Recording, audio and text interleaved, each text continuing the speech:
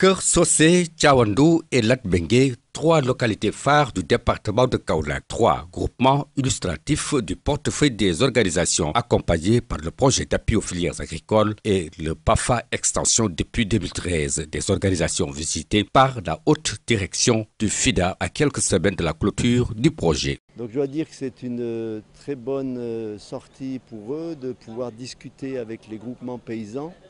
Surtout que nous avons vu des groupements assez diversifiés, comme vous l'avez dit. Ce premier groupement travaillait sur les intrants agricoles, la production de céréales, de riz et d'autres produits. Et le deuxième groupe, c'est tout ce qui est la filière agricole, depuis l'engraissement des poulets, naissance-engraissement, jusqu'à l'abattage et la vente au froid avec la chaîne du froid. Résultat obtenu grâce à un bon accompagnement du PAFA et PAFA Extension. Au début, en 2013, seule une filière était concernée, mais à l'arrivée, ce sont de nombreuses et diverses filières que les producteurs exploitent avec une maîtrise de l'itinéraire technique et un marché parfaitement connu et maîtrisé.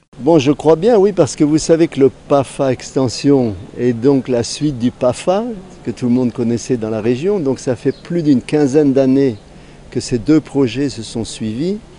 Et l'objectif essentiel était que dans le bassin arachidier, avec les changements climatiques, l'appauvrissement des sols, l'augmentation de la démographie, il fallait aussi cultiver autre chose que l'arachide.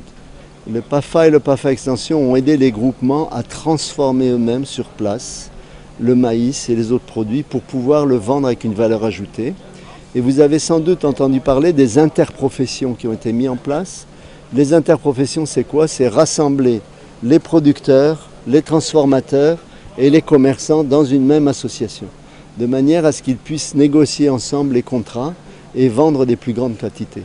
C'est pourquoi les responsables du FIDA sont rassurés quant à la pérennité des activités. Mieux, à les en croire, les producteurs pourront entreprendre et voler de leurs propres ailes et contribuer ainsi à la sécurité alimentaire au Sénégal. Nous travaillons au FIDA dans l'investissement auprès des petits producteurs et je pense que quand on vient comme ça sur le terrain, qu'on a l'occasion d'échanger avec les agriculteurs, avec les femmes, avec les jeunes, avec les chefs de village et qu'on voit le résultat des investissements, comment ça peut transformer la vie des gens, c'est toujours un sentiment on se dit qu'on est là pour quelque chose et que ce sont des investissements qui peuvent vraiment permettre à nos populations de générer des revenus et d'améliorer leurs conditions de vie. Le séjour de la délégation du FIDA sera clôturé à Dakar par une série de rencontres avec des institutions du système des Nations Unies et des séances de travail avec le gouvernement sénégalais.